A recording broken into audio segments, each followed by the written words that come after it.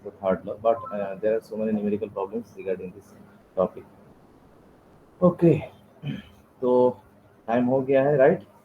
So let us start the class.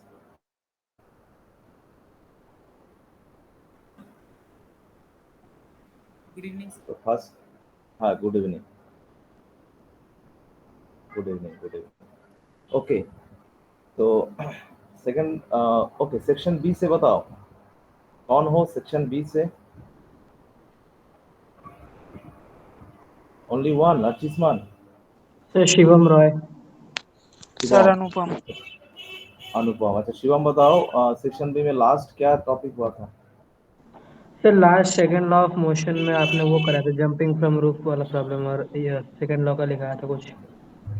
Force F equals to rate of change of momentum, ये हुआ था ना? Sir आपने absolute unit yes of sir. Force पढ़ाया था। Absolute unit of force पढ़ाया था, राइट? तो फोर्स का यूनिट हमने किया था लास्ट, यूनिट ऑफ फोर्स, ये हो गया। तो यूनिट ऑफ फोर्स में हमने क्या किया? Absolute unit of force, absolute unit, और क्या किया था? Gravitational unit, right? Gravitational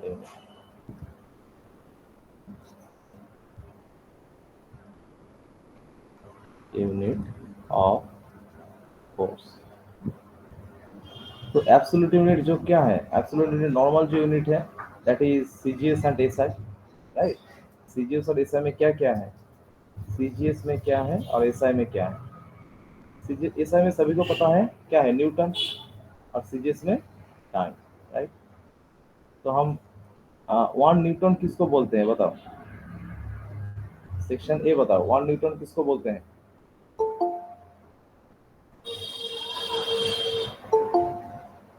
hello hello, section A से बताओ, 1 न्यूटन किसको बोलते हैं? Define 1 Newton.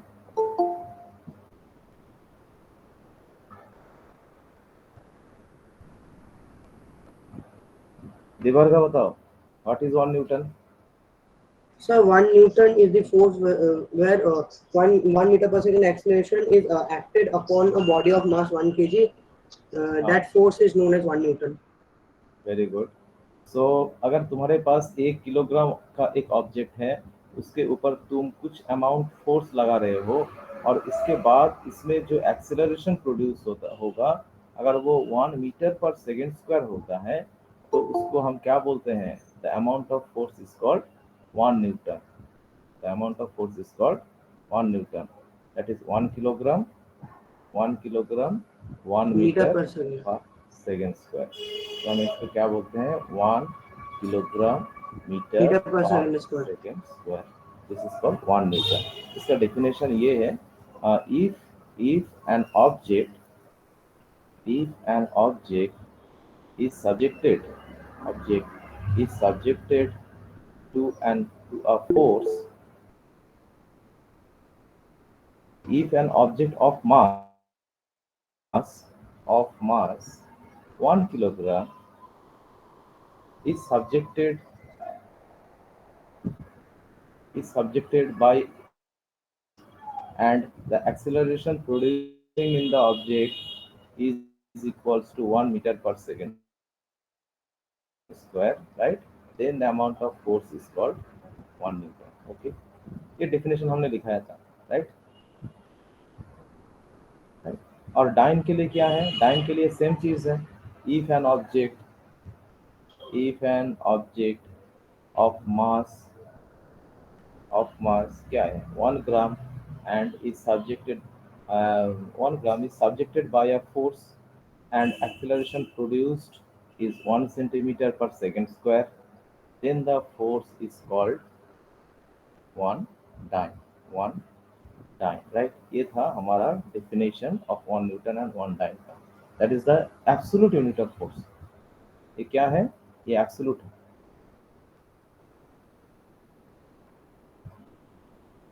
ये absolute है।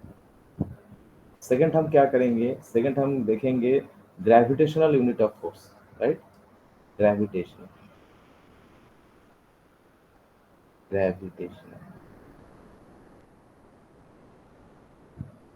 ग्रेविटेशनल यूनिट देखो, ग्रेविटी से क्या पता होता है that when you are taking an object of mass 1 kilogram and gravity is acting a downward force, right? Gravity is acting a downward force, that is mg. This force is equals to mass into acceleration due to gravity, that is 1 into 9.8 और approximately 10. हम क्या लिखेंगे? 9.8 Newton is acted. This amount of force is acted by gravity on the object of mass 1 kilogram, right? Yes, sir. So this amount of force is called क्या बोलते हैं इसको? 1 gram weight, kilogram weight क्या बोलते 1 हैं? kilogram weight and 1 gram weight. हाँ, इसका हम बोलते हैं 1 kilogram weight, 1 kilogram weight that is 9.8 Newton. और इसके बाद आया है सीजीएस में क्या आता है? 1 gram weight, 1 gram weight. Hello sir. से हाँ बताओ। सर वो तिथि और यो घुस नहीं पा रहे, उनको एक बार एक्सेप्ट कीजिए।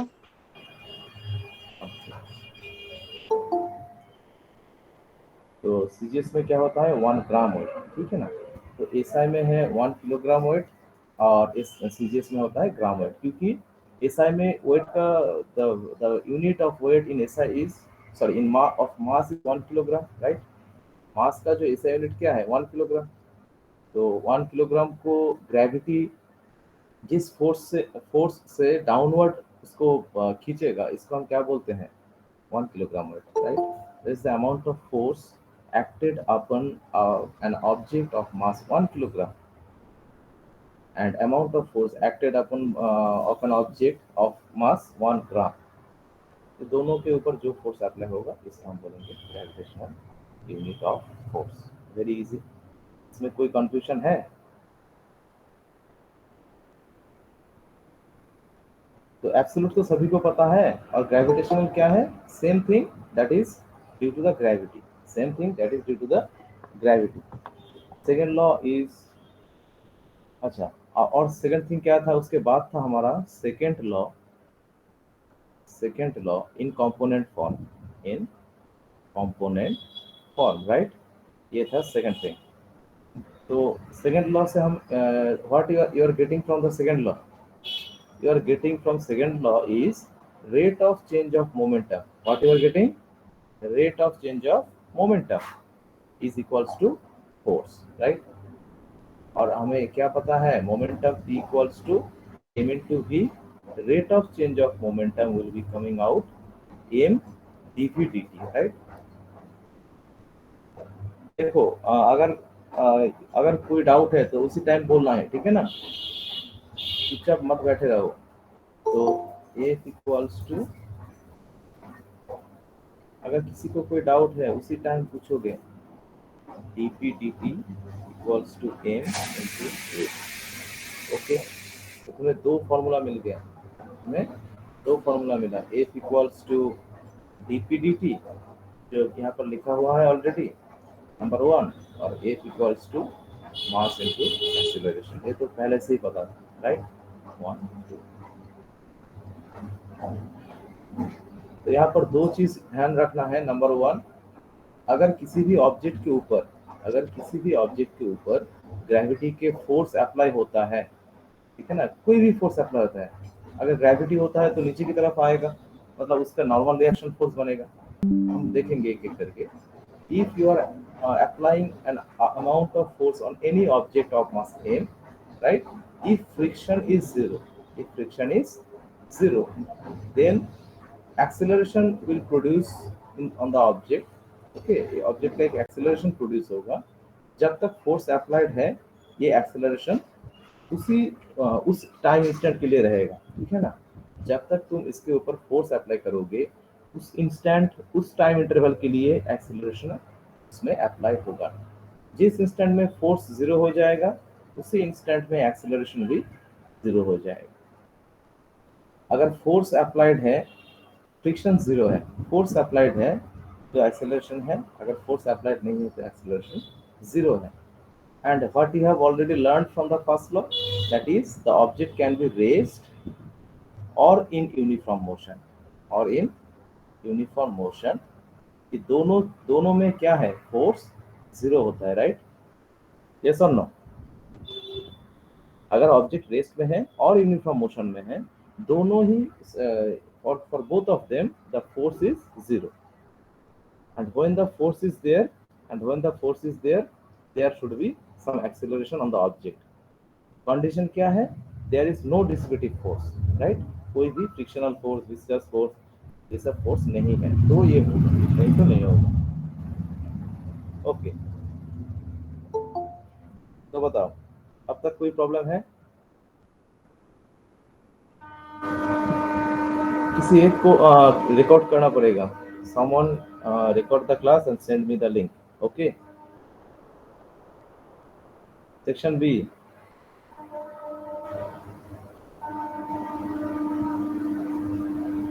अगर कोई रिकॉर्ड करेगा तो बताओ अभी।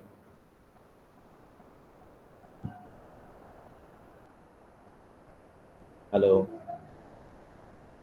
रिकॉर्डर खराब है सर। अच्छा, और ये क्या, कौन था वो सेक्शन ए से? सेक्शन बी से सर। सेक्शन बी से नहीं, सेक्शन ए से एक था ना, पहला वाला क्लास जिसने भेजा है। हाँ, अगर पीसी है तो रिकॉर्ड इसके करो, सेशन को रिकॉर्ड करो और लिंक भेज देना, ठीक है ना? ओके,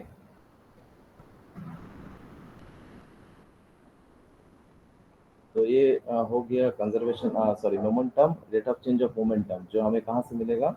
सेकंड लॉ से मिलेगा। अभी if you are taking the momentum, p equals to m into v, and v का क्या कंपोनेंट है? v का 3 कंपोनेंट होगा, x, y and z direction में, राइट? तो v को हम ऐसे लिख सकते हैं, the vector v can be written as vx i cap plus vy j cap plus vz k cap. Okay, तो then if you are taking momentum in different direction, okay, then p can be written as px I cap plus py j cap plus pz j cap। okay, everyone can सभी को सुनाई दे रहा है ना? Yes, yes, sir. Okay, sir तो बहुत गाड़ी का आवाज है, डिस्टर्ब। हाँ, ये it is not on my hand, ठीक है ना, वो बाहर ट्रैफिक है तो होगा ये।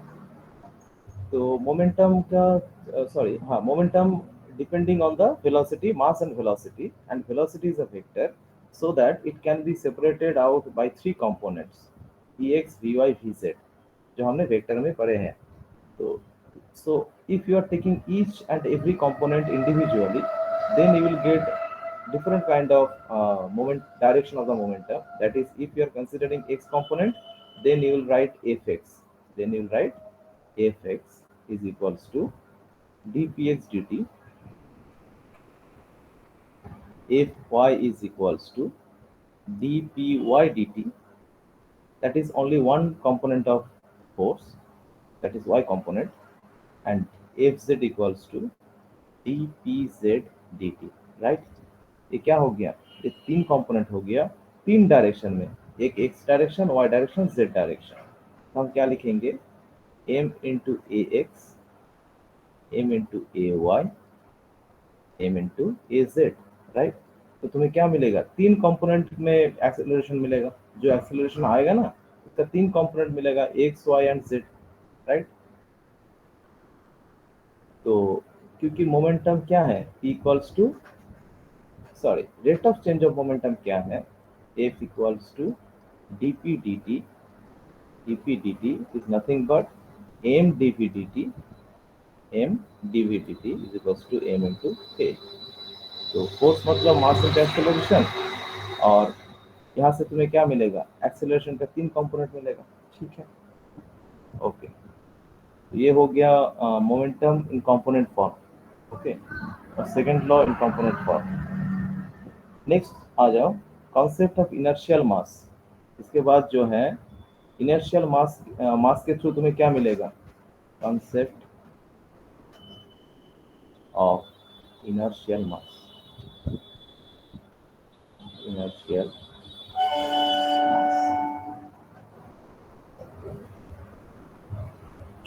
अच्छा, फॉर्मूला क्या है? Force equals to mass into acceleration. अगर सेम अमाउंट का फोर्स तुम दो ऑब्जेक्ट के ऊपर लगाते हो, ठीक है ना, दो ऑब्जेक्ट है, एक m1 एक m2, एक का मास है m1, दूसरा का मास है m2, same amount of force is acted on by these two objects, right? Then different acceleration will produce on both of them. Suppose one will produce a1, another one the acceleration is a2, then you will get F equals to m1 a1, and for second one you will get F equals to m2 a2, and as both the forces are equal, then you will get m1 a1 equals to m2 a2, right? तो ratio क्या हो जाएगा? m1 by m2 will be A2 by E1. तो ये जो मास का ratio है ना, ये मास का रेशियो क्या है? ये मास का रेशियो तुम्हें ये mass is directly proportional to the inertia, right? और inertia is directly proportional to the mass, और inertia depending on the mass. तो inertial ratio that means mass का ratio, that means ratio of the acceleration, inverse ratio of the acceleration. इससे क्या पता होता है? अगर एक ही फोर्स हम दो ऑब्जेक्ट के ऊपर लगाते हैं, अगर दोनों का मास डिफरेंट है तो डिफरेंट एक्सेलरेशन प्रोड्यूस होगा. जो मैसिव ऑब्जेक्ट है उसका एक्सेलरेशन थोड़ा सा कम होगा, और जो लाइट ऑब्जेक्ट है उसका एक्सेलरेशन ज़्यादा होगा. मतलब अगर तुम एक फुटबॉल को हिट करते हो और एक क्रिकेट बॉल को हिट करते हो, दोनों को सेम ही फोर्स से हिट करते हो, तो फुटबॉल में एक्सेलरेशन कम होगा, क्रिकेट बॉल में एक्सेलरेशन ज़्यादा होगा, राइट? एक्सेलरेशन ज़्यादा होगा तो वेलोसिटी इंक्रीज ज़्यादा होगा. तो ये हो गया इनर्शियल थिंग. अच्छा, नेक्स्ट क्या है? हाँ, नेक्स्ट है मेजरमेंट ऑफ अननोन फोर्स. ये जो थ्योरी हमने लिखा है ना, ये सेक्शन ए में हो गया है, सेक्शन ए में हो गया है, क्योंकि सेक्शन ए में सीसीए पीरियड में हो गया था, राइट? और सेक्शन बी में नहीं हुआ है, ठीक है ना? तो सेक्शन बी का जो स्टूडेंट है वो इमीडिएट वो कॉपी में लिख लो, ठीक है? और हम पीडीएफ भी भेजेंगे. तो सेक्शन बी का स्टूडेंट ये लिखना पड़ेगा पूरा, और इसके बाद इम्पल्स जो होगा, इम्पल्स के बाद हम न्यूमेरिकल्स करवाएंगे, ठीक है? तो 10 मिनट बाद न्यूमेरिकल स्टार्ट करेंगे. तो देखो, measurement of unknown force with help of spring. जिसको समझ में नहीं आया ये वाला पार्ट सेक्शन ए का, ध्यान से देखो. Measurement of unknown force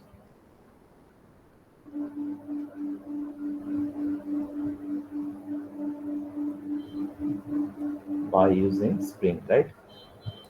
By using spring. ये जो स्प्रिंग है ना, इसका एक यूनिक कैरेक्टर है, ठीक है ना? कैरेक्टर क्या है इसका? यूनिक कैरेक्टर क्या है? देखो, इसका यूनिक कैरेक्टर ये है, अगर स्प्रिंग को तुम स्ट्रेच करते हो, क्या करते हो? शेप चेंज करते हो.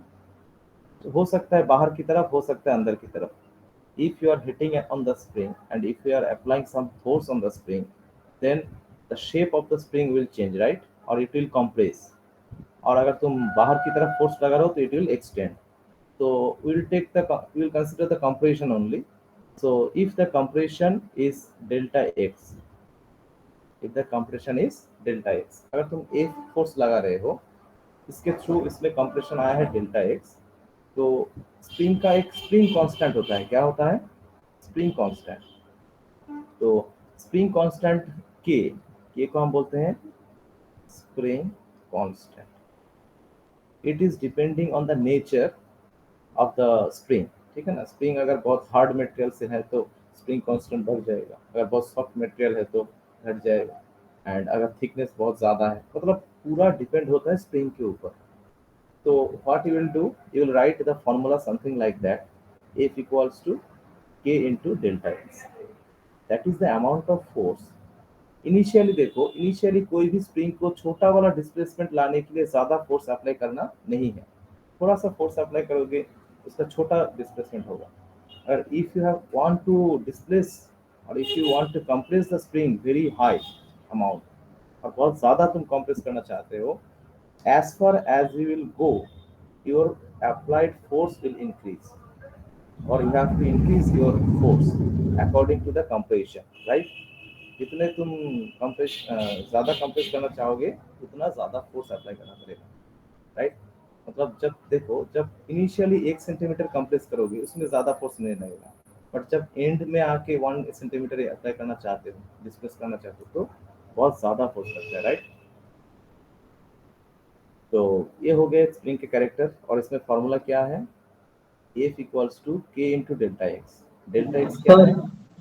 हाँ सर एक डाउट था सर। हाँ बताओ।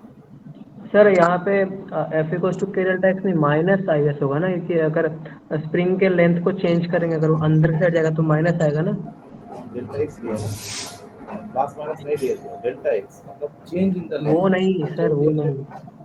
एफ इक्वल्स टू के डेल्टा एक्स दिखाया आपने, के कांस्टेंट स्प्रिंग का, तो अगर स्प्रिंग का लेंथ चेंज करेंगे तो उसमें फिर वो लेंथ चेंज करेंगे तो फिर वो माइनस में नहीं आएगा। देखो अगर चेंज इन लेंथ हम बोलते हैं, क्या बोलते हैं? चेंज इन लेंथ, ठीक है ना? Change in length is delta x, okay? ये ऐसा नहीं है initial length L, final length L1, लेकिन क्या लिखोगे L0 माइनस L1, ऐसा कुछ नहीं है, ठीक है ना? चेंज इन लेंथ हमेशा पॉजिटिव होता है, किसी भी ऑब्जेक्ट का चेंज, वेलोसिटी का सर चेंज। नहीं, अगर सर स्प्रिंग का जो नॉर्मल लेंथ है, अगर उससे हम उसको अगर बाहर खींचेंगे तो पॉजिटिव आएगा, अगर उसको कंप्रेस करेंगे तो नेगेटिव आएगा, तो फिर वहाँ पे सर तो डालना पड़ेगा ना के का। इनिशियली 10 सेंटीमीटर था, ठीक है? आफ्टर अप्लाइंग फोर्स ये हो गया 7 सेंटीमीटर। क्या हो गया? 7 सेंटीमीटर।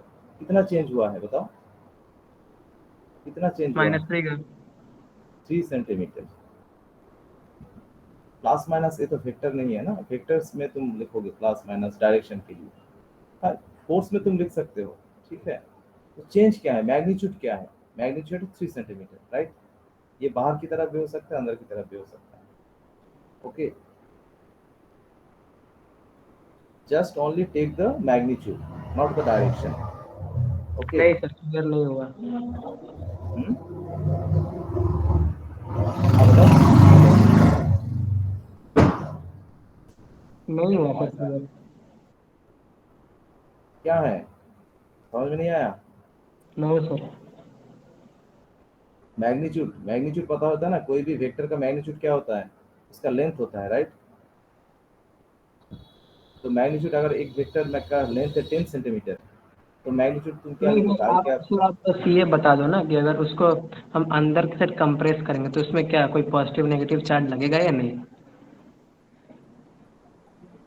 अगर if you are taking the force, direction of the force, हाँ तब तुम लिख सकते हो, ठीक है ना? डायरेक्शन के लिए लिख सकते हो, अंदर की तरफ फोर्स है तो नेगेटिव में होगा, बाहर की तरफ फोर्स है तो पॉजिटिव में क्योंकि होगा। सर यहाँ पे हम लोग अकॉर्डिंग देखेंगे तो यहाँ पे टेंशन हाँ, फोर्स है, टेंशन लेंगे डायरेक्शन तो के वहाँ- लिए देखो, नेगेटिव पॉजिटिव डिपेंड होता है सिर्फ डायरेक्शन के लिए, ठीक है? अगर तुम डायरेक्शन कंसीडर करना चाहते हो तो तुम लिख सकते हो, इसमें कोई फर्क नहीं होगा, ठीक है? इसमें कोई डिफरेंस नहीं है। चलो, तो मेन सर थिंग तो इज, लेंथ तो चेंज हो ही रहा है, हाँ तो जब लेंथ हमने क्या चेंज लिया है? होगा। डेल्टा एक्स लिया है, ध्यान दो, डेल्टा एक्स लिया है। Delta x means change in length and only the magnitude, ठीक है? ओके, तो बाद में इसको देखेंगे कि अगर कोई छूट रहा है तो बाद में हम इंक्लूड कर देंगे, ओके? ठीक है, चलो। तो ये हो गया डिस्प्लेसमेंट और ये हो गया स्प्रिंग कांस्टेंट। तो अभी क्या करना है? अब अगर you have to take a known force, you have to take a known force, that means 1 newton. 1 newton हम किसको बोलते हैं?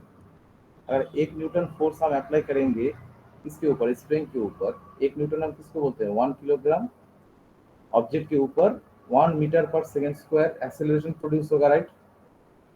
तो तुम लैब में क्या किया हो, 1 किलोग्राम मास के ऊपर 1 metre per second square acceleration produce किया। इसके बाद क्या हो गया? जो कंप्रेशन आया है, जो कंप्रेशन आया है, तो F1 equals to 1 newton, it is a known force. इसके लिए कंप्रेशन जो आया है वो हमने लिखा है delta L0 is equals to, अगर हाँ डेल्टा L0 होता है, ठीक है ना? और L0 क्या है? L0 है इनिशियल लेंथ, इनिशियल लेंथ, और डेल्टा L0 क्या हो गया? चेंज इन लेंथ, तो अगर delta L zero length change होता है तो उसमें तुम क्या लिखोगे, F1 इक्वल्स टू के डेल्टा एल जीरो, राइट। अभी जो सेकेंड फोर्स है वो तुम्हें पता नहीं है और इसके लिए तुम अप्लाई कर रहे हो स्प्रिंग के ऊपर। अभी इसके लिए जो तुम्हारा लेंथ चेंज हुआ वो डेल्टा एल है, okay. Then what will be the ratio of the force, F1 by F2 will be K delta L0 divided by K delta L, right.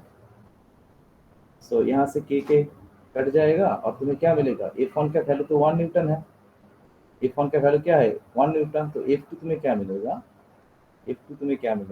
F2 तुम्हें मिलेगा delta L by delta L delta L zero Newton, ठीक है। तो तुम्हें क्या मिलेगा, ratio, ठीक है। ये क्या है, रेशियो है। किसका रेशियो है, कंप्रेशन रेशियो। क्या रेशियो है, जो स्प्रिंग का कंप्रेशन हो रहा है ना उसका रेशियो है। तो अगर न्यूमेरिकल प्रॉब्लम में देता है तो initially for 1 Newton force your compression is 1 centimetre, एक न्यूमेरिकल प्रॉब्लम करो। सर F1 को 1 न्यूटन क्यों लेना है? Compression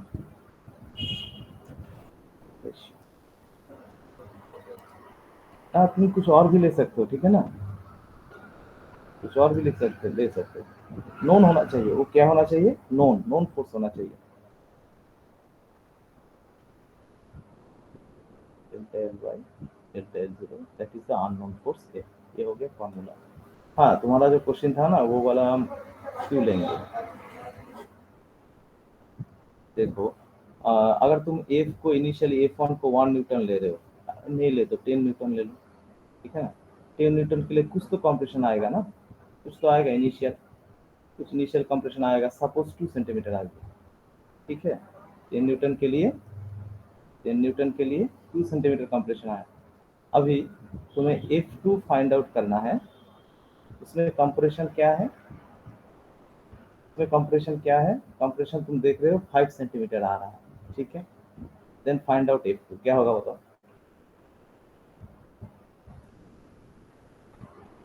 to the math. 10 newton force के लिए अगर 2 सेंटीमीटर कंप्रेस होता है तो 5 सेंटीमीटर कंप्रेशन के लिए कितना फोर्स होना चाहिए, 25 न्यूटन। क्या फोर्स क्या है, अननोन फोर्स क्या होगा, F2 will be delta x by delta x zero, right. तो क्या होगा 5/2, देन यू विल गेट इसके साथ ये 10 न्यूटन मल्टीप्लाई हो जाएगा, ठीक है।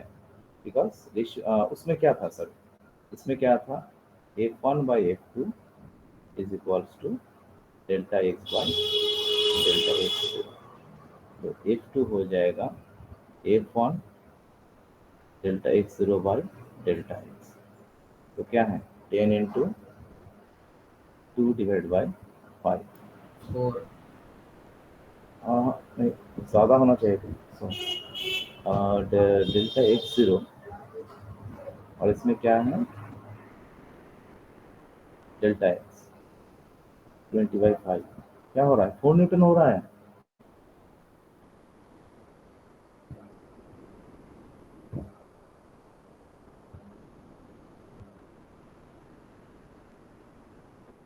फॉर्मूला क्या था, F1 equals to K delta x zero, F2 will be K delta x। तो F1 by F2 क्या होगा, delta x zero by delta x, right. तो डेल्टा एक्स जीरो क्या है 2, ये हो गया 5, तो F2 क्या होगा 5 इंटू 10/2, 5 इंटू 10/2 ये हो गया 25, ठीक है। यहाँ पर क्या होगा,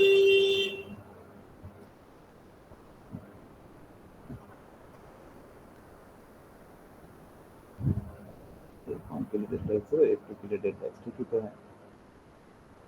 10 इंटू डेल्टा एक्स जीरो, ओ अच्छा सॉरी, ये 1/F2 था, राइट, ये 1/F2।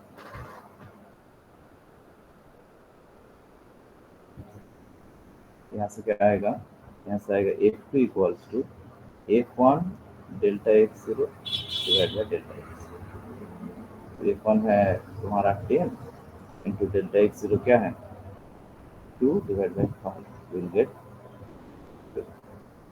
हाँ 4 आ रहा है तो यहाँ से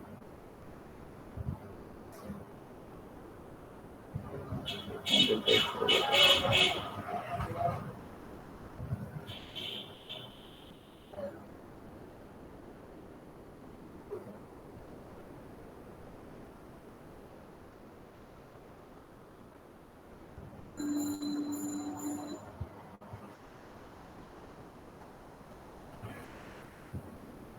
ये रेशियो ठीक है ना ये वाला F2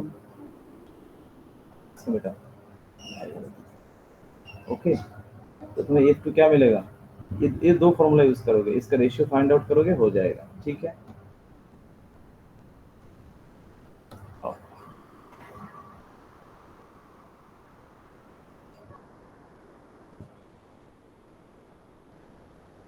सेकंड क्वेश्चन अगर F1 दिया है 5 न्यूटन F2 फाइंड आउट करना है और डेल्टा L0 दिया है 5 सेंटीमीटर एंड डेल्टा L दिया है 10 centimetre 7 centimetre then what is the force F2 का वैल्यू क्या होगा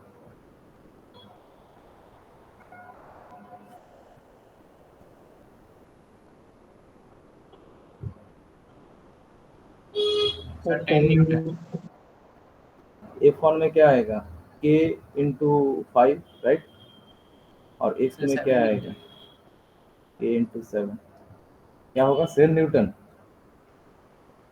5 के लिए 5 हाँ यही आएगा तो F2 क्या आएगा 7 रेशियो भी बना सकते हो K हट जाएगा और तुम्हें क्या मिलेगा 7 न्यूटन मिलेगा 7 न्यूटन तो F1 बाई F2 क्या मिलेगा 5 बाई 7 तो तुम्हें चाहिए F2 क्या लिखोगे 7 इंटू F1 का वैल्यू क्या है 5 डिवाइड बाई रेशियो ही ठीक है चलो तो ये हो गया कुछ simple numerical problems regarding this spring force और इसके बाद अगर कोई कुछ क्वेश्चन ऐसा होगा कॉम्बिनेशन ऑफ स्प्रिंग उसके लिए कुछ अलग न्यूमेरिकल प्रॉब्लम है तो हम बाद में करेंगे ठीक है ना कॉम्बिनेशन ऑफ स्प्रिंग के लिए एक स्प्रिंग कांस्टेंट ऐड हो जाता है ऐड होता है या मल्टीपल होता है बताओ if you are getting two spring one spring another spring इसके ऊपर तुम फोर्स लगा रहे हो 10 न्यूटन फोर्स लगा रहे हो ठीक है ना तो क्या होता है इसका स्प्रिंग कांस्टेंट Q1 इसका K2 ये क्या हो जाएगा एनीवन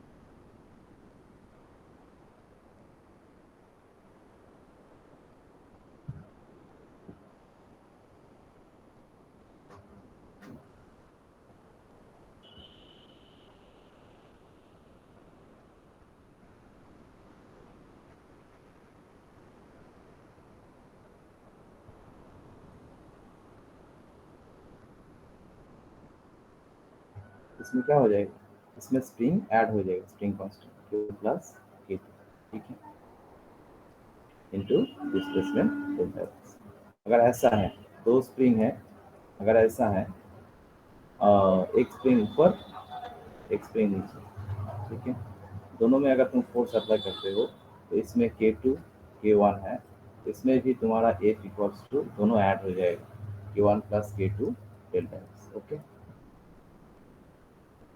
ठीक है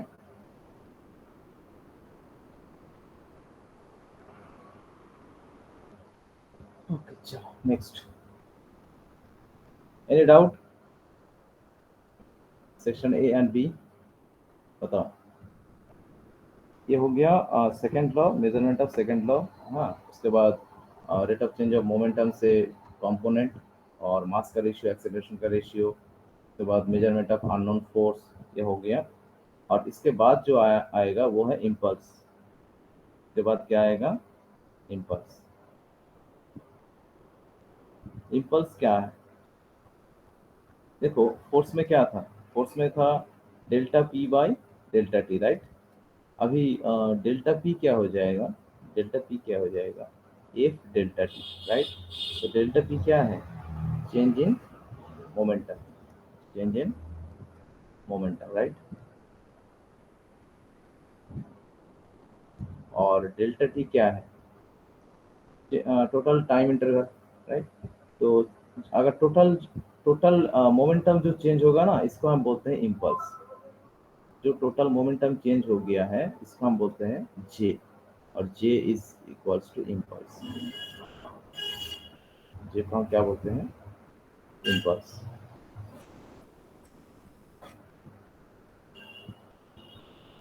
तो इम्पल्स का डेफिनेशन क्या है? इम्पल्स का डेफिनेशन है a large force acting for a short interval of time, ठीक है? Okay, and that produce a finite change in momentum. तो अगर एक बहुत हाई अमाउंट का force small interval of time के लिए अप्लाई होगा, large amount of force small interval के लिए अप्लाई होगा। डेफिनेशन क्या है?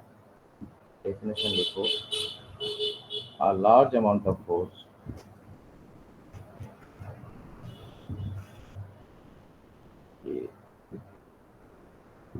large force acting for a short time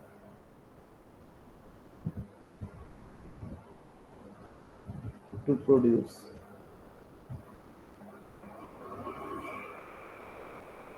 a finite change in momentum, change in momentum, then it is called impulse. Okay, then it is called impulse. तो impulse को हम क्या बोलते हैं? इम्पल्स को हम बोलते हैं J is equals to force into time, force into time. Impulse J equals to force into time, that is delta P equals to F delta T. Okay, तो टोटल जो मोमेंटम चेंज होगा, अगर एक cricket ball bat को hit करता है, किसी भी ऑब्जेक्ट को हिट करता है, तो इसका इनिशियल वेलोसिटी क्या था? एक्स डायरेक्शन में। After hitting the bat the ball is going back, right? तो इसका फाइनल वेलोसिटी क्या हो गया? ऑपोजिट डायरेक्शन में, ठीक है? तो इनिशियल यू, फाइनल भी। तो इनिशियली अगर वो 100 मीटर पर सेकंड पे जाता है और आफ्टर हिटिंग द बैट अगर उसका वेलोसिटी 90 मीटर पर सेकंड हो गया, बट ऑपोजिट डायरेक्शन में हो गया, राइट? तो चेंज इन वेलोसिटी क्या हो गया बताओ? तो डेल्टा वी क्या हो गया? डेल्टा वी क्या हो गया? 100 माइनस ऑफ माइनस 90 क्या हो गया? 190, राइट? मीटर पर सेकंड। तो चेंज इन मोमेंटम क्या हो जाएगा? m into delta we, that is mass क्या दिया है? मास 0.1 किलोग्राम है ना? तो क्या होगा? 0.1 इंटू 190, राइट? तो 19 आ जाएगा, 19 किलोग्राम मीटर, सॉरी, हाँ क्या होगा? मास इंटू एक्स, हाँ, तो होगा किलोग्राम मीटर पर सेकेंड। अभी तो डेल्टा पी हो गया। अभी ये जो टाइम इंस्टेंट है ना, ये जो डेल्टा टी है, ये तुम समझ लो 0.1 सेकेंड जो हिट हुआ है ना, जो बॉल बैट के ऊपर हिट हुआ है, इसका टाइम इंटरवल है 0.1 सेकेंड। तो फोर्स क्या आ जाएगा? फोर्स आ जाएगा delta P by delta T. तो डेल्टा पी है हमारा 19 और डेल्टा टी हो जाएगा 0.1 से डिवाइड हो जाएगा 190 न्यूटन। तो बैट के ऊपर जो फोर्स अप्लाई होगा वो कितना फोर्स अप्लाई होगा? 190 newton, right? Okay, yes no बोलना है। Yes, sir. Section B, only Bhavesh is listening the class. और सभी कहाँ हैं? हाँ, तो समझ में आया है तो यस बोलना है, अगर नहीं है तो नो बोलना है। कहाँ नहीं समझ में आया वो बताओ, फिर से हम बोलते हैं। तो मोमेंटम, जब वेलोसिटी चेंज होगा तब मोमेंटम चेंज होगा, राइट? यस और नो? तो जो बॉल हिट हो रहा है उसमें वेलोसिटी चेंज हो रहा है ना, तो वेलोसिटी अगर चेंज होगा तो मोमेंटम चेंज होगा, अगर मोमेंटम चेंज होगा तो उसमें फोर्स अप्लाइड है। क्लियर है? क्लियर है? तो इनिशियली जो फोर्स बॉल बैट के ऊपर लगा रहा है, जो फोर्स बॉल बैट के ऊपर लगा रहा है, अगर तुम्हारा बैट भी उसी अमाउंट ऑफ फोर्स 190 न्यूटन, अगर तुम्हारा बैट उसके ऊपर सेम अमाउंट का फोर्स लगाता है ना, सेम अमाउंट का फोर्स लगाता है जो तुमने हिट करते हो, तो बॉल क्या करेगा? वो उससे वेलोसिटी लेके बाहर जाएगा, राइट? अगर तुम्हारा अप्लाइड फोर्स ज़्यादा है, अगर तुम्हारा अप्लाइड फोर्स ज़्यादा है तो नेट फोर्स क्या हो जाएगा? नेट फोर्स और भी मतलब उसके बॉल के ऊपर क्या आ जाएगा? एक्सेलरेशन आ जाएगा, ठीक है ना?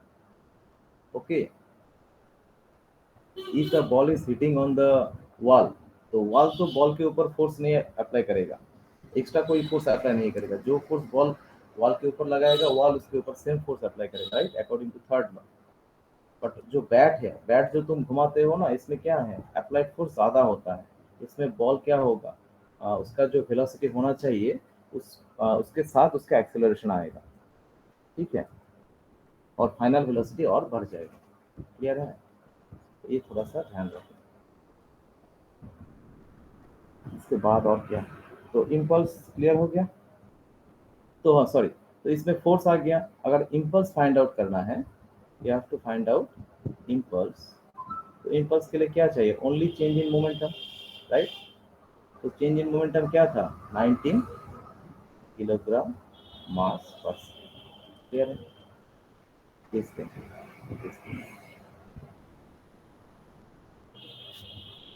ये हो गया इम्पल्स का एक छोटा वाला प्रॉब्लम।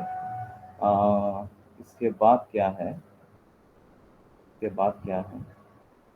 हाँ, if you have to derive the impulse from differential equation or by using the formula of integration, right? So if j equals to f into delta t, और इसको हम क्या बोलते हैं? if delta t tends to 0, then you can write impulse j equals to f dt। और f को तुम क्या लिख सकते हो? dp dt, right? dp dt, तो तुम क्या लिखोगे? dp dt। तो डी टी डी टी गायब हो जाएगा, तो मिलेगा डी पी, मतलब चेंज इन मोमेंटम। ई क्या है? ई है मोमेंटम। और जे क्या है? जे है इम्पल्स। क्लियर है? एक हो गया ये रिलेशन। और जब तुम एफ डी पी को तुम लिखोगे एफ डी टी, जब तुम लिखोगे D P equals to,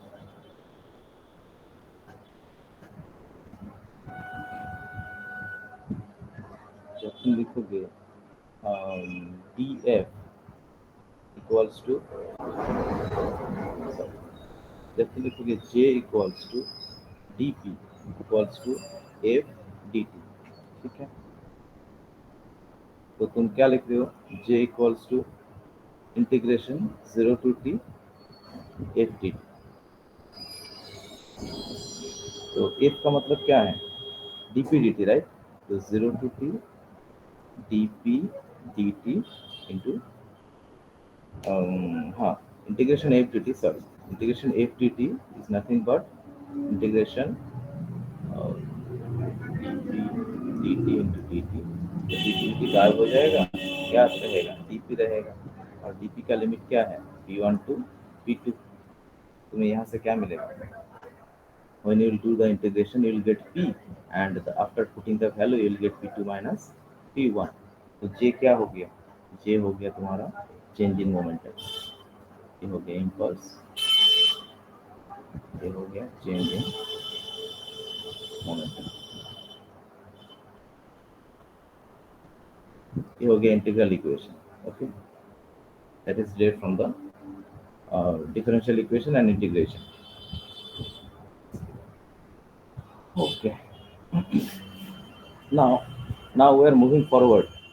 That is how to measure impulse from the graphical method. Measurement of impulse.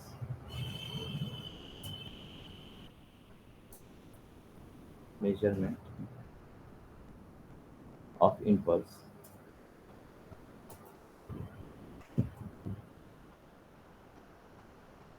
from graphical method.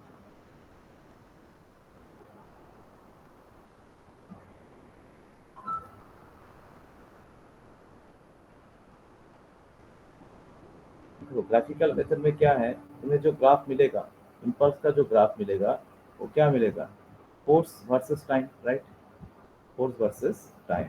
अगर फोर्स कांस्टेंट, कुछ टाइम के लिए कांस्टेंट फोर्स अप्लाई होता है, कुछ टाइम के लिए अगर कांस्टेंट फोर्स अप्लाई होता है, तो इसमें तुम्हें क्या मिलेगा, from T1 to T2 if F और 10 न्यूटन और 6 न्यूटन कोई भी अमाउंट ऑफ फोर्स कोई भी ऑब्जेक्ट के ऊपर अप्लाई होता है, if this value is 10 Newton, then what is impulse? Impulse is nothing but area under the curve. क्या है, area under the curve. इस कर्व के अंडर में जो एरिया आएगा वही हो जाएगा इम्पल्स, ठीक है ना. तो F इंटू टी क्या आएगा, J is equals to F into. अगर ये कांस्टेंट फोर्स के लिए, अगर यही फोर्स तुम्हें वेरिएबल फोर्स दिया जाए, if you are given a variable force, for variable force something like that, और कोई भी हो सकता है, it is varying with time, then you will get a function, from time interval T1 to T2, and the area is nothing but integration of the function. The area is nothing but integration of the function, right?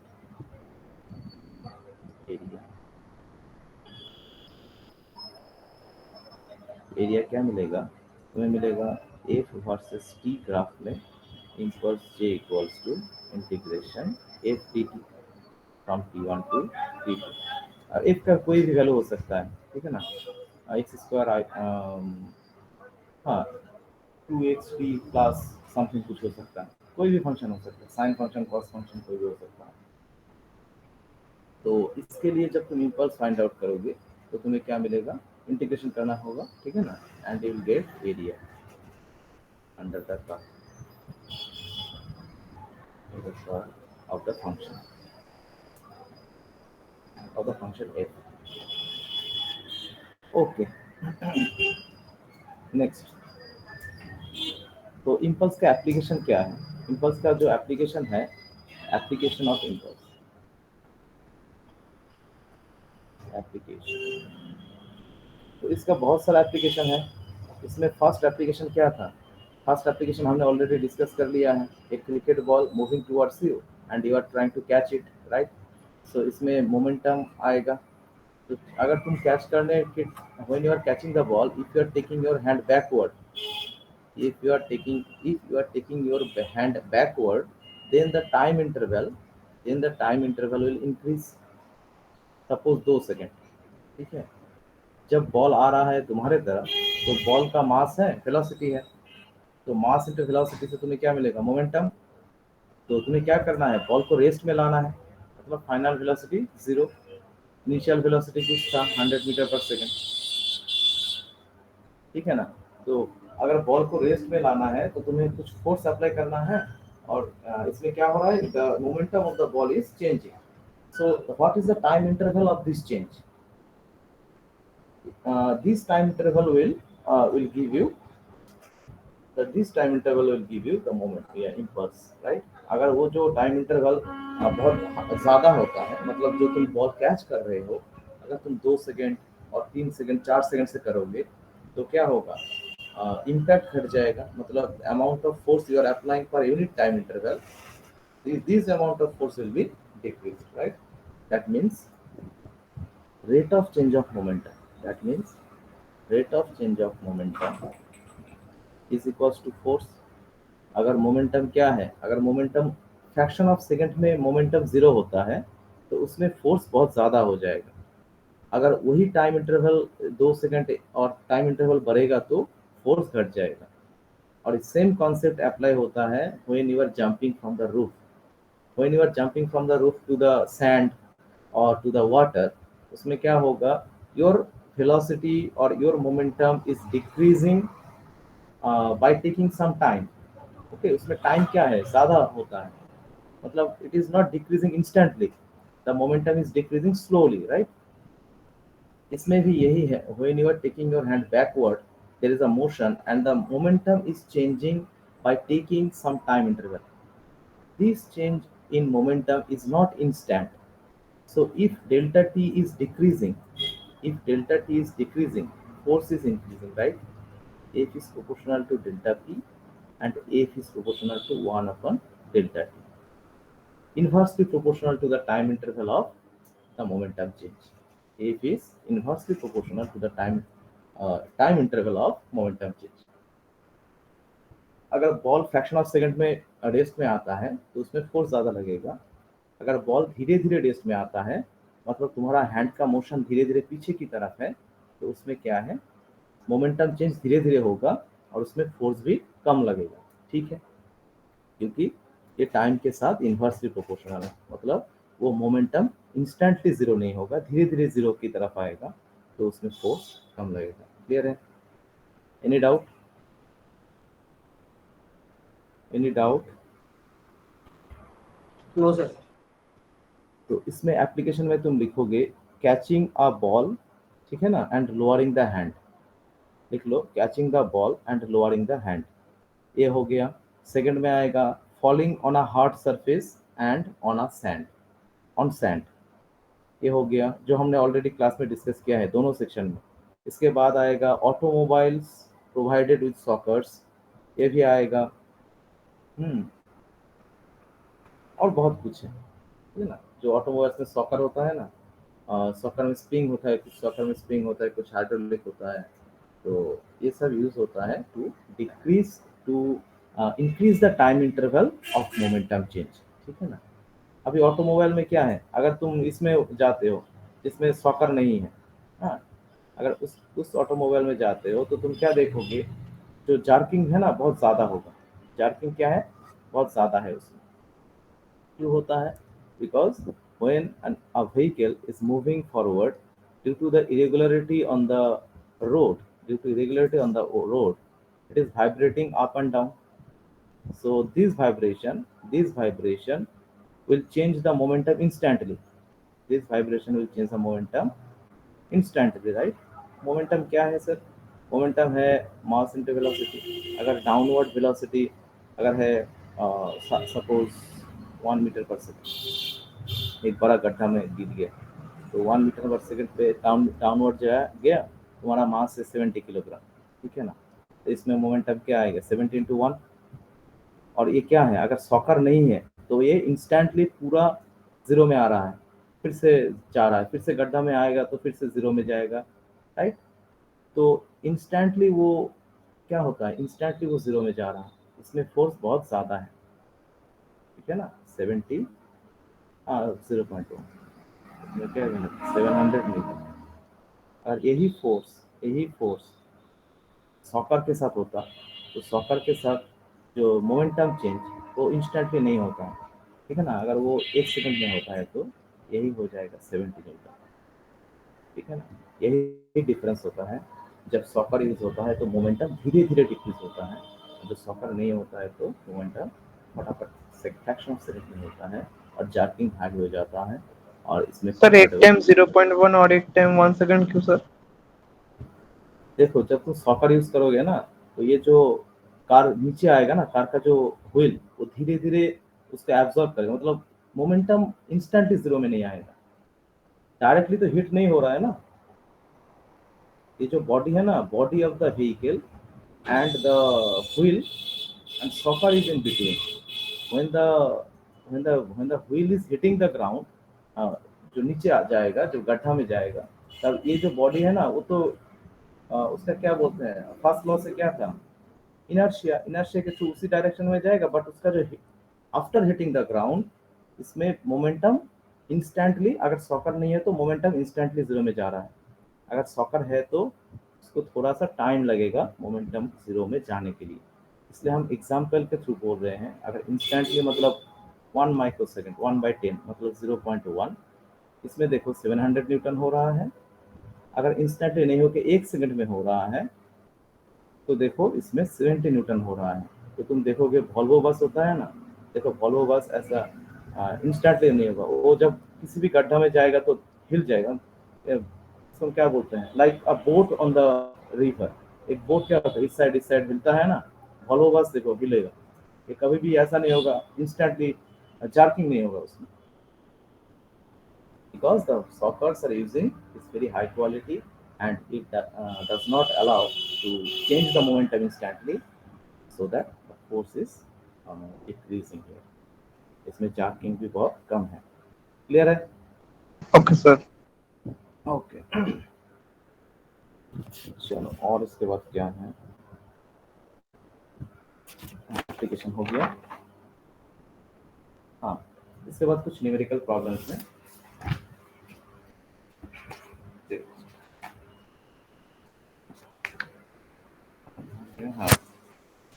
now let us start some numerical problems.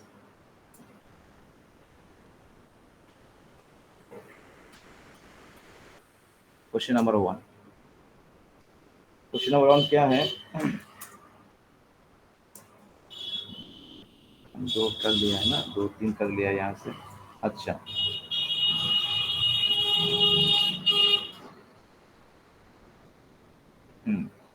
Question है एक vehicle, ठीक है ना, एक vehicle, एक biker और scooter, उसका speed था, उसका इनिशियल स्पीड था 36 kilometre per hour.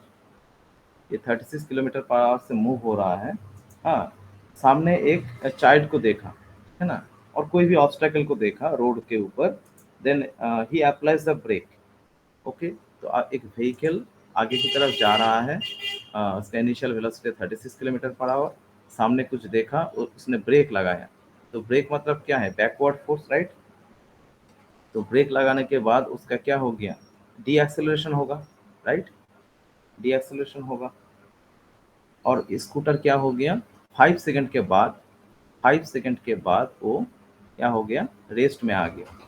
Okay, calculate the average retarding force on the vehicle if mass of the vehicle is 300 kg। इसका जो मास है ये दिया गया है 300 kg।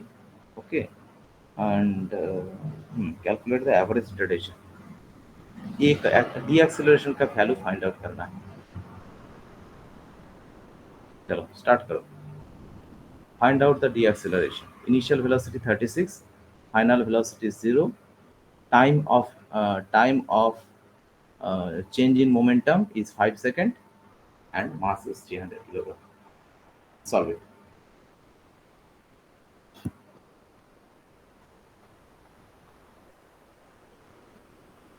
तो फोर्स देखो, एक्सेलरेशन कहाँ से मिलेगा, चेंज इन वेलोसिटी से भी मिलेगा, राइट। और तुम्हें कहाँ से मिलेगा, force into acceleration, force equals to mass into acceleration से भी मिलेगा।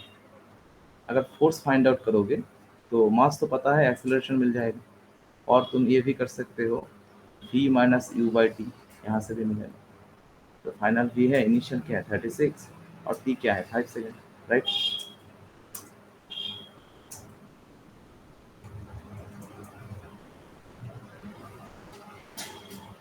तो डी एक्सेलरेशन मिल गया। Yes sir. क्या मिला है सर 2 मीटर पर सेकंड स्क्वायर, 36, मतलब मैग्नीट्यूड को अगर ले तो होगा। हाँ,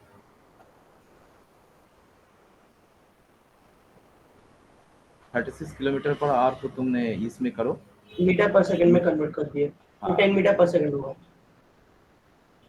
5/80, तो ये आएगा 10 मीटर पर सेकंड। तो ये हो गया इनिशियल वेलोसिटी। तो change in velocity is 10, negative होगा, और टाइम क्या है 5, तो तुम्हें मिलेगा -2 मीटर पर सेकंड सेकंड स्क्वायर। ये डी एक्सेलरेशन है। तो तुम्हारा फोर्स, कितना फोर्स लगा है इसमें, -600 न्यूटन। हाँ, force equals to mass into acceleration. तो मास था हमारा 300 और एक्सेलरेशन है 2, तो माइनस साइन आगे 600 न्यूटन। ओके,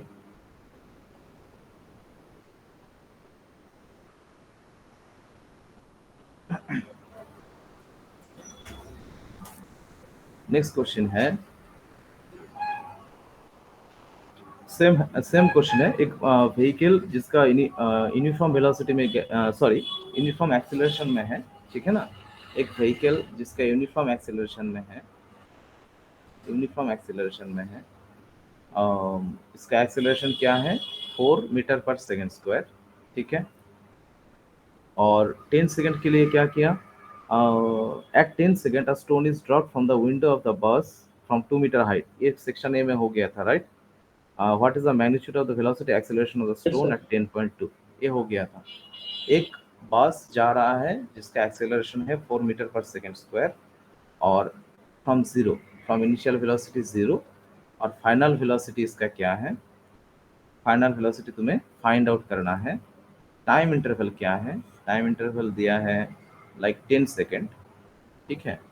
तो 10 सेकेंड बाद क्या हुआ, 10 सेकेंड बाद क्या हुआ, बस के विंडो से एक ऑब्जेक्ट को गिराया गया, ठीक है ना, और कोई भी स्टोन को गिराया गया 10 सेकेंड में, ठीक है। उसके बाद उसके ऊपर फोर्स क्या आएगा, ये फाइंड आउट करना है, ठीक है। इसके ऊपर फोर्स क्या है,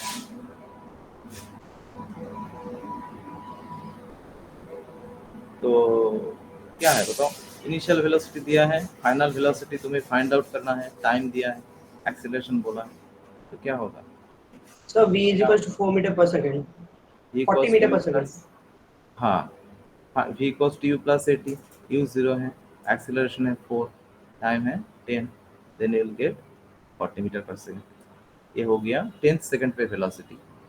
अभी एक्सेलरेशन में ऑब्जेक्ट है, मतलब व्हीकल एक्सेलरेशन में है, but when you are dropping the ball और एनीथिंग फ्रॉम द विंडो, जब तुम ड्रॉप करोगे उस इंस्टेंट के बाद, मतलब 10 सेकंड के बाद, मतलब 10.1 10.2, इसके बाद जो टाइम आएगा, ये जो बॉल और ये जो ऑब्जेक्ट तुम गिरा रहे हो, इसके ऊपर फोर्स क्या है, 0 है। तो फोर्स 0 है तो एक्सेलरेशन क्या है, 0 है। तो वो क्या करेगा, वो एक्स कंपोनेंट ऑफ वेलोसिटी लेके आगे बढ़ेगा, मतलब 40 मीटर पर सेकंड वेलोसिटी लेके आगे बढ़ेगा, और इसका मोशन क्या हो जाएगा, हॉरिजॉन्टल प्रोजेक्टाइल। क्या हो जाएगा, हॉरिजॉन्टल प्रोजेक्टाइल। Horizontal projectile. उसमें हमने क्या किया है, हमने देखा है एज हाइट के ऊपर से एक ऑब्जेक्ट को छोड़ा गया, इसका वेलोसिटी कोई भी हो सकता है, यू वेलोसिटी से छोड़ा गया, वो क्या करेगा, वो पैराबोलिक शेप में आगे बढ़ेगा। तो इस x component of velocity and y component of velocity होगा, जो क्या होगा, चेंज होगा, राइट। एक्स कंपोनेंट तो सेम ही रहेगा, वाई कंपोनेंट क्या होगा, बढ़ जाएगा। ये सब ना, वाई कंपोनेंट बढ़ जाएगा, because the y component of velocity is changing because acceleration due to gravity, ठीक है, acceleration due to gravity। तो ये हो गया पैराबोलिक मोशन, जो हमने प्रोजेक्टाइल मोशन में डिस्कस किया। ये हो गया क्वेश्चन नंबर 2। और क्वेश्चन नंबर उसके बाद है एक न्यूमेरिकल प्रॉब्लम, जिसमें ये भी हो गया था 60 डिग्री एंगल के साथ, राइट। ओके, नेक्स्ट क्वेश्चन है, next question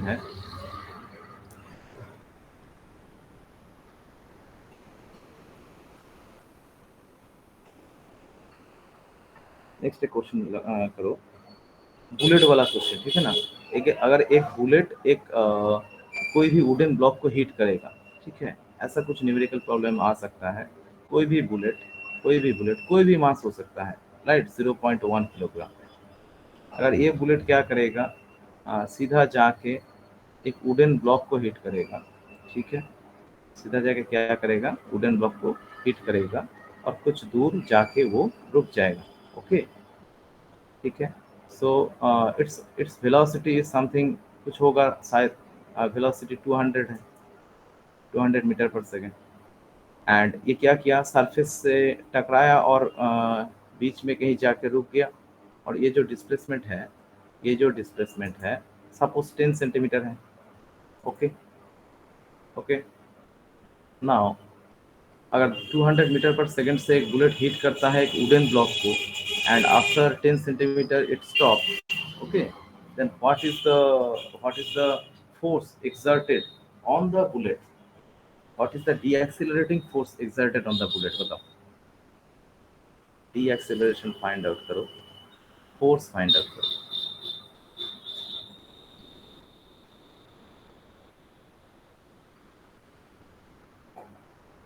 Section B, can you hear me? Yes, sir. तो मोमेंटम चेंज और फोर्स के अकॉर्डिंग जो न्यूमेरिकल प्रॉब्लम है, ऐसा ही कुछ प्रॉब्लम पूछेगा जिसमें क्या है, वेलोसिटी चेंज हो रहा है और फोर्स फाइंड आउट करना है। अगर वेलोसिटी चेंज होता है तो मोमेंटम भी चेंज होगा, अगर मोमेंटम चेंज होगा तो फोर्स आ जाएगा, राइट। तो ऐसा कुछ न्यूमेरिकल प्रॉब्लम जो है वो from the second class.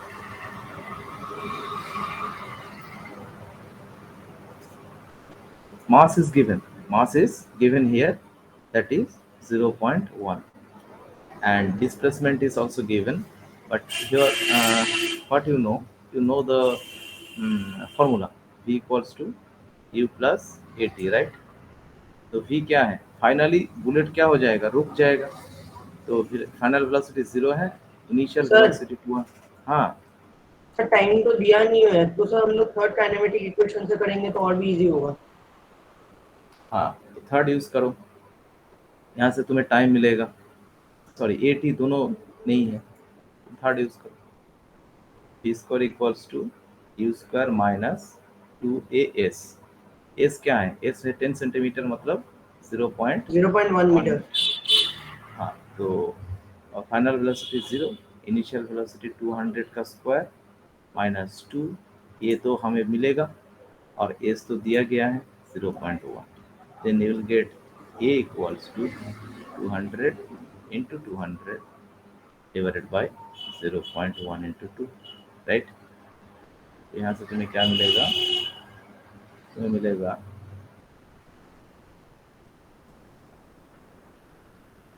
2 into 10 to the power, यहाँ से 4 0, यहाँ से 0, 5 0, right. 2 into 10 to the power 5 metre per second, ठीक है, okay.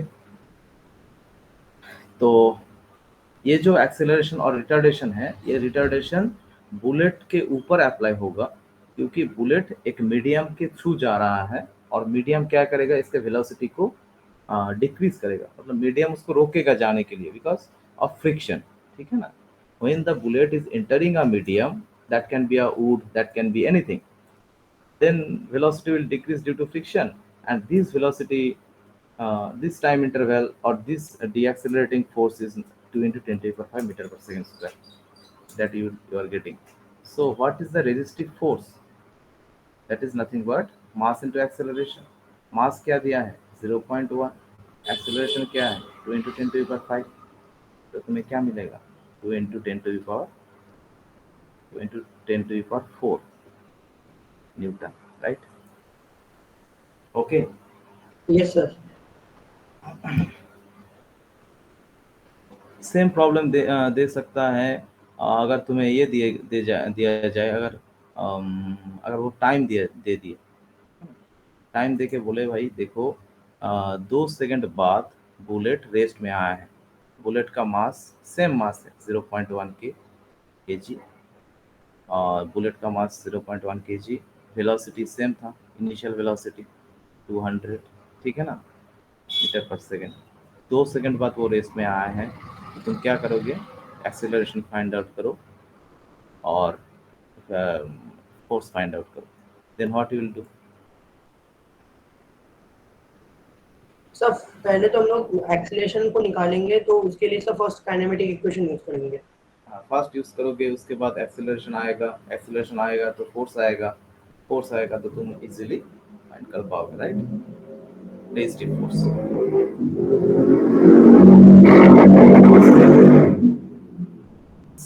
Same type of numerical problem हम कहाँ करेंगे, फ्रिक्शन के चैप्टर में करेंगे। फ्रिक्शन में क्या होगा, वहाँ पर coefficient of kinetic friction, coefficient of static friction, ये सब दिया जाएगा, ठीक है ना। वहाँ से तुम्हें पूछा जाएगा, बहुत कुछ न्यूमेरिकल प्रॉब्लम वहाँ पर भी है सेम टाइप। इसमें हमने क्या किया, फोर्स निकाला है, उसमें कुछ और पूछेगा, ठीक है। ओके चलो, अच्छा एक और क्वेश्चन करो। एक ऑब्जेक्ट का मास है 100 ग्राम, वो क्या करेगा, उसका वेलोसिटी है something 200 metre per second. Okay, वो इनिशियली अच्छा वो रेस्ट में आता है, इनिशियल वेलोसिटी, फाइनल वेलोसिटी 0 में आता है और time interval 2 second. What is the impulse, what is the force, find out करो।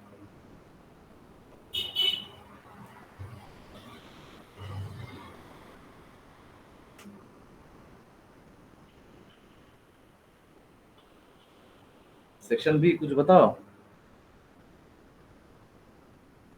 हेलो, कुछ बताओ, क्या है, कुछ प्रॉब्लम है? No, sir.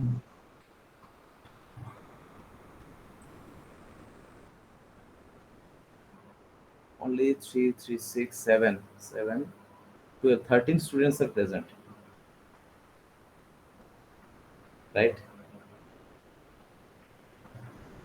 I think सब लोग सो गया है, आज संडे है, राइट।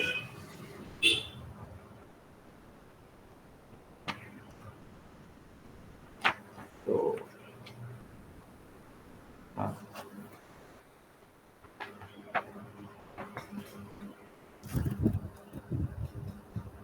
हुआ है। Hello, Yes, sir. हाँ बताओ, हेलो बताओ, बहुत इजी So है। तो force है sir 10 न्यूटन मेरा minus 10 न्यूटन force. हाँ, तो इम्पल्स क्या हो जाएगा, Minus 20 kg मीटर पर सेकंड. हाँ, change in momentum P2 minus P1। P2 क्या है, M2 M1 MV2 minus MV1, right, और M V2 माइनस V1। तो M क्या है, M है 0.1 0.1 kg. 0.1 kg. हाँ, और V2 माइनस V1 करोगे तो 200 मिलेगा। तो तुम्हें क्या मिल रहा है, 20 किलोग्राम मीटर पर सेकंड। हाँ, तो 20 kg मीटर पर सेकंड। और ये हो गया इम्पल्स। तो हम क्या करेंगे, इम्पल्स को टाइम से डिवाइड करेंगे तो क्या मिलेगा, फोर्स मिलेगा। तो F equals to J by, हाँ, तो तुम्हें मिलेगा 20 बाई टाइम क्या था 2, 10 न्यूटन, ठीक है। सिंपल क्वेश्चन ये सब आ सकता है। तो नेक्स्ट एक न्यूमेरिकल प्रॉब्लम है। एक बैट्समैन और बॉलर का एक क्वेश्चन हो गया, राइट। एक हो गया, a cricket ball of mass 150 gram moving with a velocity d is brought to rest by a player that second, calculate average force। ये भी हो गया। इसके बाद है एक रबर बॉल ऑफ मास, हाँ ये वाला करो, देखो एक रबर का बॉल है, ठीक है ना, एक टेनिस बॉल, जो टेनिस बॉल से तुम लोग क्रिकेट खेलते हो, ये टेनिस बॉल 1 मीटर हाइट से नीचे आया, उसके बाद रिबाउंड होके ऊपर गया। जब वो ऊपर गया वो 50 सेंटीमीटर ही गया, ठीक है ना। ओके, तो इसका क्या दिया है, इसका दिया है वेट जो है 50 ग्राम, वेट है 50 ग्राम। तो तुम्हें क्या फाइंड आउट करना है, इम्पल्स फाइंड आउट करना है। और टाइम ऑफ कांटेक्ट जो है ना, जो है वो है 0.1 सेकेंड। तो find out impulse and force.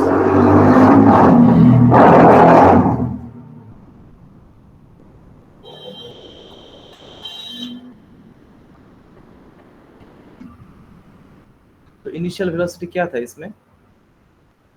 Initial velocity 0 था। 0. फाइनल वेलोसिटी क्या होगा?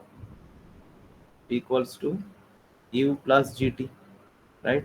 तो इनिशियल वेलोसिटी है 0 प्लस g है 10, टाइम क्या है 0.1, 0.1 second. तो तुम्हें मिलेगा 1 metre per second, right? Okay,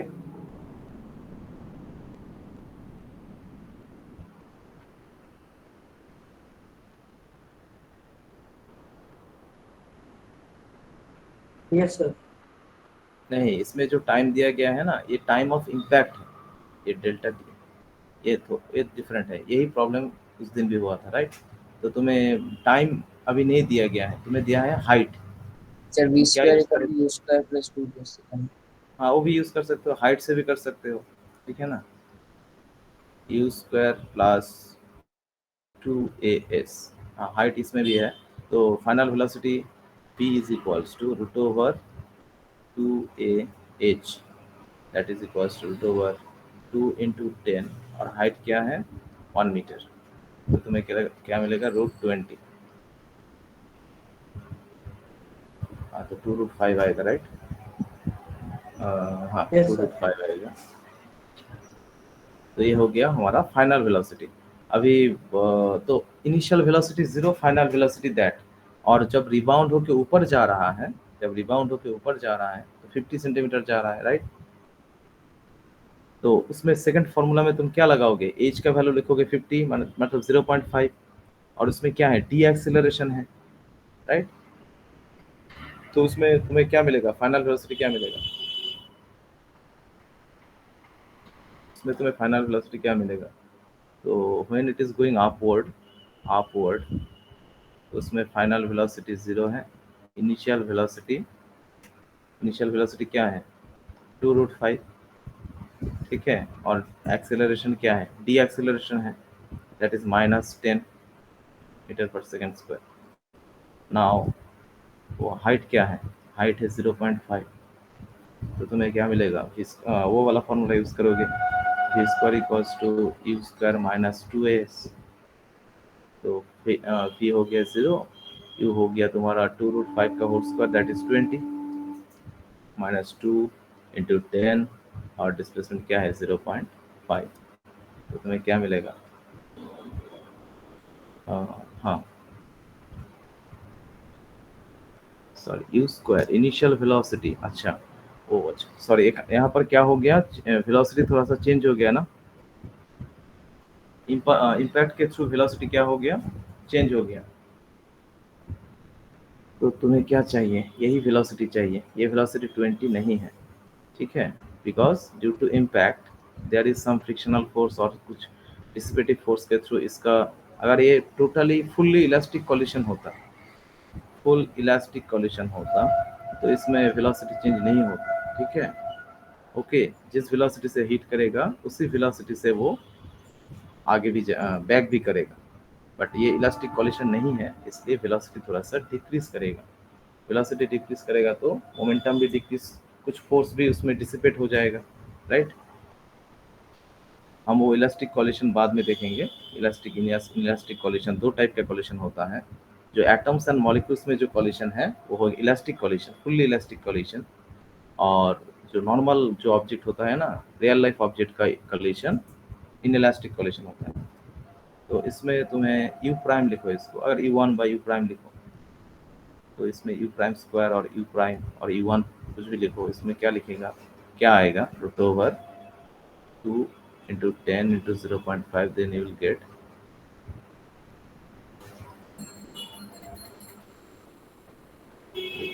right.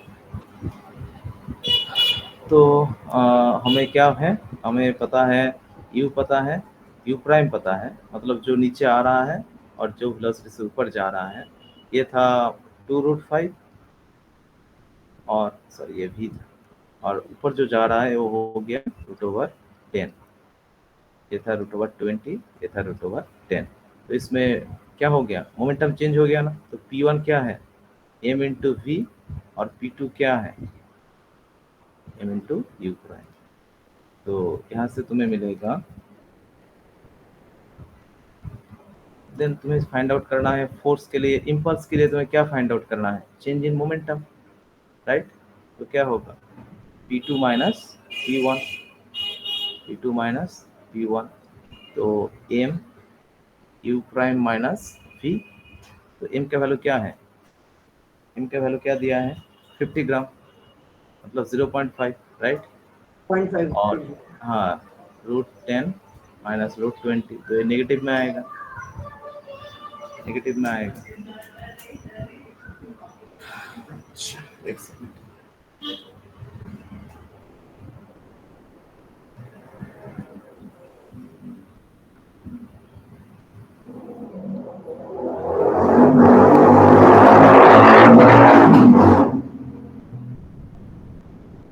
ये आएगा तुम्हारा 1/2, ब्रैकेट में आएगा 4.47 और 10 का आएगा 3.16 माइनस 4.47।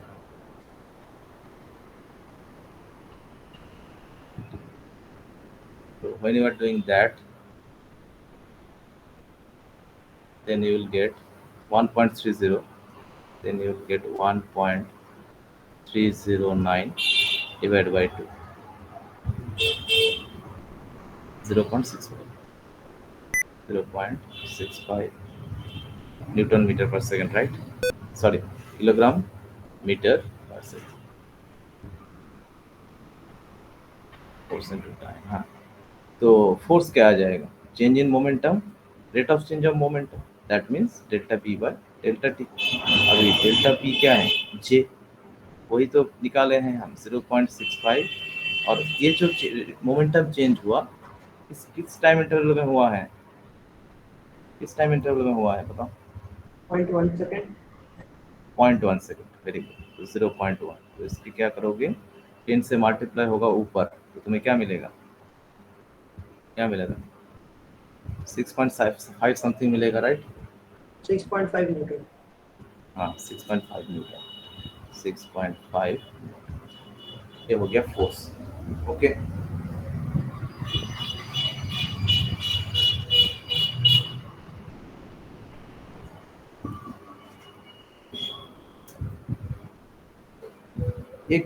इसी टाइप का एक न्यूमेरिकल प्रॉब्लम है, जो ये था ऊपर से आएगा फिर ऊपर जाएगा। सर एग्जाम में अगर √10 √20 का वैल्यू नहीं आया तो उधर से छोटे में से मार्क्स मिलेगा क्या? देखो √2 √3, ठीक है ना, √2 √3 का वैल्यू थोड़ा सा देख के जाना, 1.4 और √3 नहीं का वो क्या तो ठीक है, लेकिन सर वो √10 और √20 का अगर आएगा तो वही पूछ रहा हूँ। हाँ तुम्हारा अगर कैलकुलेशन ठीक है तो मार्क्स मिलेगा, ठीक है। सर उधर तक छोड़ देंगे, उधर तक लिख के केजी मीटर। हाँ तुम इस तक अगर लिख पाओगे, इस तक लिख पाओगे तो मार्क्स मिलना चाहिए, मिलेगा। ओके,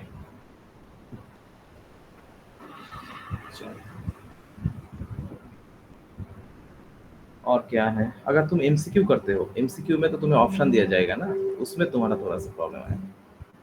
हाँ उसमें ऐसा न्यूमेरिकल प्रॉब्लम नहीं देगा जिसमें √5 √7 ये सब आएगा, ठीक है। बस calculator is not allowed, so that no complicated question will be given.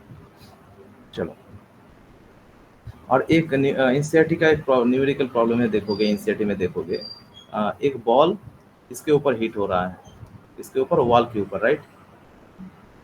One ball is hitting on the wall and getting back, तो इसका दो वेलोसिटी है ना, तो इसका क्या होगा, वेलोसिटी का दो कंपोनेंट आएगा, एक साइन कंपोनेंट एक कॉस कंपोनेंट, तो मोमेंटम का भी वो आएगा, right.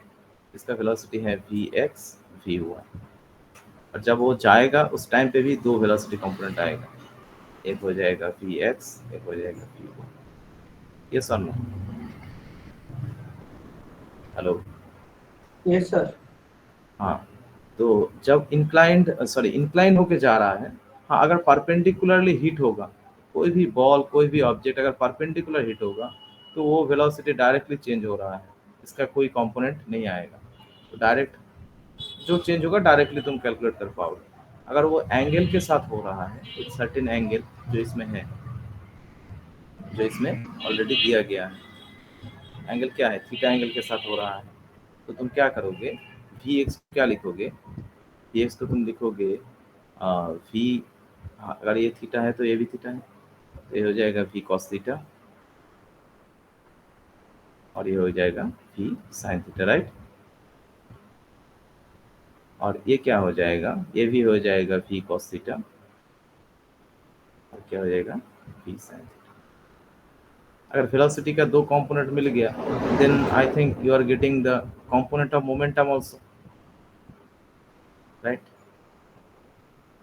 You are getting the component of momentum also. Okay okay. Yes, sir. तो हाँ, x डायरेक्शन में x कंपोनेंट ऑफ मोमेंटम मिलेगा, y डायरेक्शन में y कंपोनेंट ऑफ मोमेंटम मिलेगा। अभी तुम देखो दोनों में क्या है, जब ऑब्जेक्ट राइट साइड गया था और लेफ्ट साइड में आ रहा है, तो इसमें only the y component, sorry only the x component of velocity is changing, y component of velocity is not changing, right. अगर चेंज हो रहा है तो वो मोमेंटम के लिए क्या है, सॉरी वो फोर्स के लिए एप्लीकेबल नहीं है। ओके, तो तुम्हें क्या मिलेगा, अगर वो जो एंगल है ना, अगर ये जो एंगल है, this angle is 45 degree and this angle is 45 degree, then you will get final momentum P2 minus initial momentum P1, that is delta P, then you will get P sin 45, एक second क्या आएगा, अगर ये theta है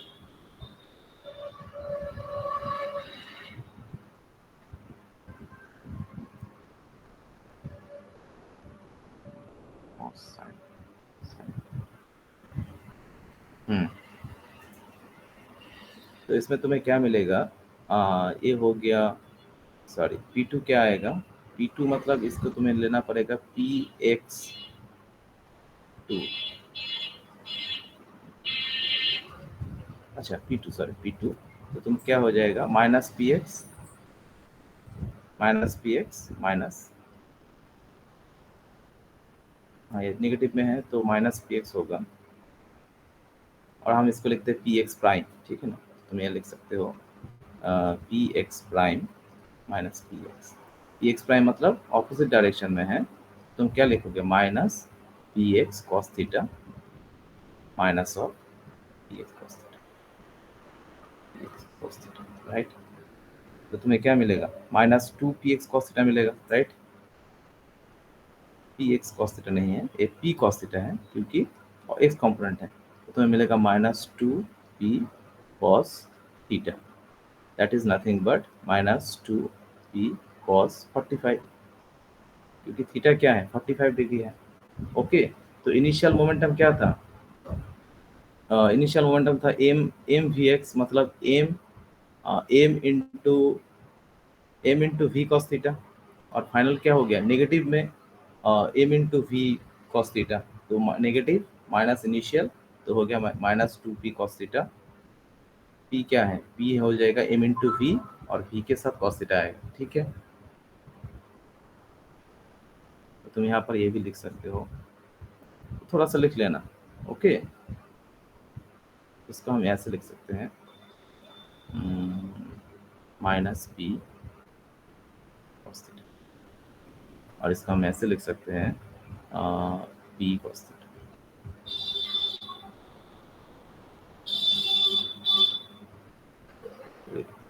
यार से मिलेगा Vx से मिलेगा PX m P, हाँ m Vx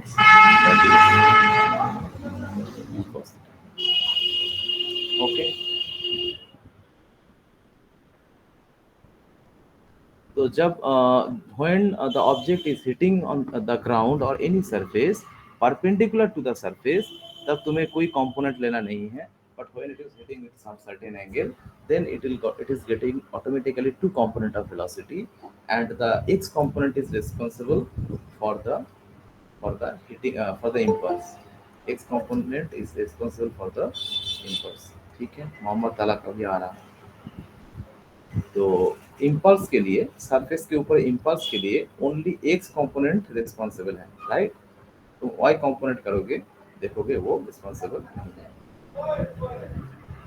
चलो, तो इसके लिए हमें क्या मिलेगा, एक्स कंपोनेंट को फाइंड आउट करना है और उसका डिफरेंस को देखना है, और उसके बाद तुम्हें मिलेगा ये वाला।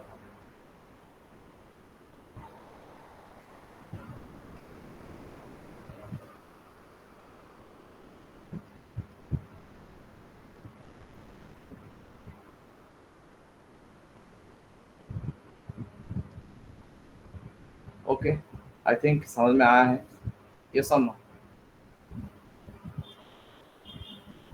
Yes, sir. ये वाला न्यूमेरिकल हम क्लास में भी डिस्कस करेंगे, यहाँ पर थोड़ा सा हो गया, क्लास में थोड़ा सा और करेंगे, जो जिसका समझ में थोड़ा सा कंफ्यूजन है वो दूर हो जाए। ओके, चलो, तो आई थिंक सभी हैं, कोई सोई नहीं गया, right? You are not sleeping, you are watching the class. No, sir. हम लोग No, जगह तो बताओ कुछ आज का कोई हेल्प हुआ है क्या नहीं? Yes, sir. Yes, बहुत sir. Is it helpful? Is it helpful? तो संडे को एक क्लास लेना चाहिए, राइट? ग्रेविटेशन। सर लेकिन अगर आधे बच्चे अटेंड ही ना करे तो आपको फायदा क्या है? देखो, जिसका लेना है, जिसको थोड़ा सा प्रॉब्लम है वो तो आएगा ना। तो कुछ बच्चा जिसको प्रॉब्लम आता है और जिसका ऑलरेडी गाइड है तो उसका वो तो नहीं आएगा, ऑब्वियसली वो नहीं आएगा, क्लास में भी अटेंड नहीं करेगा, क्लास में भी कंसंट्रेशन कहीं और होगा, और at the end of the day क्या होगा, जो क्वेश्चन बोर्ड में पूछेगा वो वाला क्वेश्चन उससे नहीं होगा। ठीक है ना? तो बताओ, ऊपर से सर लेके नीचे पीडीएफ तक भेज दीजिएगा। पीडीएफ देखो अभी लिख लेना है पूरा क्लास, फ़ोन है और लैपटॉप है, कंप्यूटर है, सामने बैठ के पूरा लिख लेना है। अभी पीडीएफ भेजेंगे। अच्छा बताओ, पहले 3-4 क्लास हुआ है, कोई पीडीएफ देख के लिखा है अभी तक कॉपी में? हाँ सर। हाँ, I will check the copy, okay, then I will get how many of you are writing on your copy or not. तो ये आज जो का ये आज के इम्पोर्टेंट क्वेश्चन भेज दीजिए। तो जो 2-3 बेसिक न्यूमेरिकल प्रॉब्लम हुआ है, तो आज आई थिंक आज जितने तक हुआ है, मतलब इम्पल्स तक हुआ है, मतलब सेकंड लॉ तक हुआ है, आई थिंक सेकंड लॉ तक कोई भी न्यूमेरिकल प्रॉब्लम आता है, मतलब change in momentum, force, acceleration, I think you can do it, right? Yes, sir. और नेक्स्ट थिंग है, तो हमने सेकंड पार्ट तक कर लिया है, अब हम जो करेंगे थर्ड लॉ को लेके डिस्कस करेंगे नेक्स्ट डे से, वहाँ से थर्ड लॉ का एप्लीकेशन देखेंगे और उसका ये देखेंगे, कंजर्वेशन ऑफ मोमेंटम देखेंगे, उसका न्यूमेरिकल प्रॉब्लम करेंगे, और उसके बाद हम जाएंगे कहाँ जाएंगे, उसके बाद हम जाएंगे कनेक्टेड बॉडीज के तरफ। ठीक है ना? अगर दो तीन बॉडी एक दूसरे के साथ कनेक्टेड है बाय यूजिंग सम थ्रेड और पुली, उसके तरफ जाएंगे, वो बहुत इंपॉर्टेंट कुछ न्यूमेरिकल प्रॉब्लम है, वो भी करेंगे नेक्स्ट संडे। अगर क्लास में 2-3 हुआ है तो बहुत अच्छा है, और कुछ हम नेक्स्ट संडे करेंगे, और उसके बाद आएंगे फ्रिक्शन। ओके, जब फ्रिक्शन करेंगे, फ्रिक्शन बहुत इजी है, दो तीन चीज़ याद रखना है। फ्रिक्शन एक दिन में हो जाएगा, और फ्रिक्शन का न्यूमेरिकल प्रॉब्लम कुछ क्लास में करेंगे, कुछ ऑनलाइन में करेंगे, तो नेक्स्ट वीक में ये चैप्टर खत्म हो जाएगा। क्लियर है? उसके बाद बैंकिंग एंगल वाला कुछ प्रॉब्लम है। सर आपसे क्या हर संडे क्लास होगा क्या? हर संडे अब क्लास है, 9 बजे। हर संडे क्लास फिक्स 9 है, बजे। और संडे के, और देखो, और संडे और अगर 1-2 क्लास लेना ज़रूरी है तो हम बीच में भी ले सकते हैं। आज का न्यूमेरिकल बहुत इजी था, संडे का टाइम इसलिए कितना रहेगा सर? हाँ, सेम टाइम 9 बजे। ठीक है, चलो, तो I think today's session is helpful to you, and if you are not getting the point, or if you have any doubt regarding this class or any point I am discussing here, एक का एक problem था जो spring वाला था, वो हम देखेंगे। ठीक है ना? देखो, पूरा फुल प्रूफ कोई भी बुक में पूरा लिखा नहीं जाता, कुछ छूट जाता है, अगर हो सकता है तो हम उसको करेक्शन करेंगे और देखेंगे। हाँ, उसको दिल पे मत लेना, सर इसने ये बोला है, सर नहीं बोला है, जो भी है। अगर कोई दूसरा बुक में थोड़ा सा इधर उधर है, जो तुम्हें क्या करना है, तुम्हें सिर्फ कॉन्सेप्ट को समझना है, तो प्लस माइनस लेके उतना इमोशनल नहीं होना है। ठीक है ना? ये प्लस माइनस लेके एक इशू उसमें भी था, वन डायमेंशनल मोशन में भी था, ग्रेविटेशन में भी था, तो थोड़ा सा देख लेना। ओके, चलो ठीक है, good night, now you can leave. Thank you, sir.